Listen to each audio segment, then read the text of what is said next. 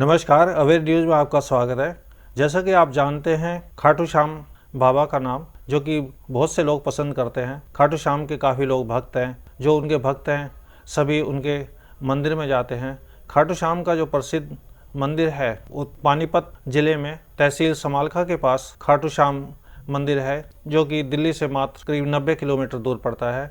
इस जगह का नाम चुलकाना कैसे पड़ा, आपको इसके बारे में मैं कुछ तथ्यों के आधार पर बताऊंगा।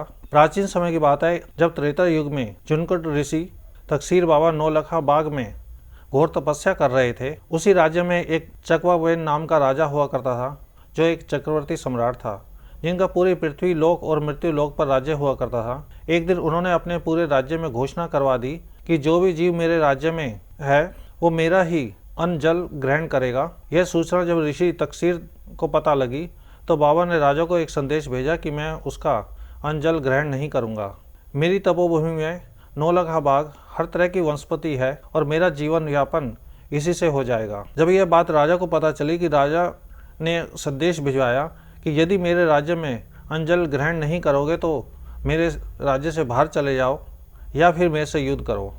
बाबा ने उसके राज्य को छोड़ना ही उचित समझा और वहाँ से चले गए, क्योंकि बाबा संत जो होते हैं वो शांत स्वभाव के होते हैं, वो युद्ध में विश्वास नहीं रखते। जब चलते चलते पृथ्वी के आखिरी सिरे पर पहुंचे तो उन्होंने देखा वहां चारों तरफ पानी ही पानी था। तब उसी दौरान भगवान ने एक लीला रची। बाबा को एक बहुत ही सुंदर हिरण जो कि सागर के किनारे अपनी प्यास बुझाने के लिए आया था दिखाई दिया।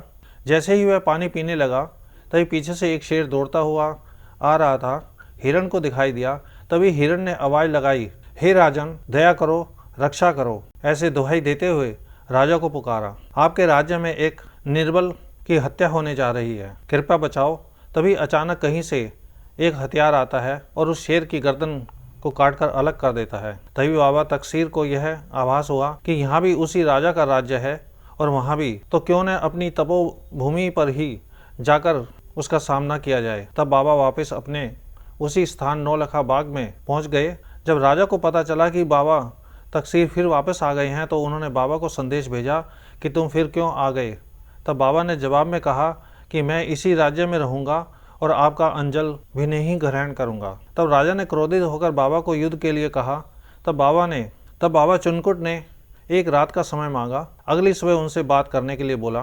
रात्रि में बाबा ने भगवान के नाम की धुनी लगाई। ब्रह्म मुहूर्त में भगवान लक्ष्मी नारायण ने बाबा को दर्शन दिए। बाबा से कहा कि आप उस राजा से युद्ध कीजिए और ये लो 2.5 कुशा 2.5 युगों तक चलेगी।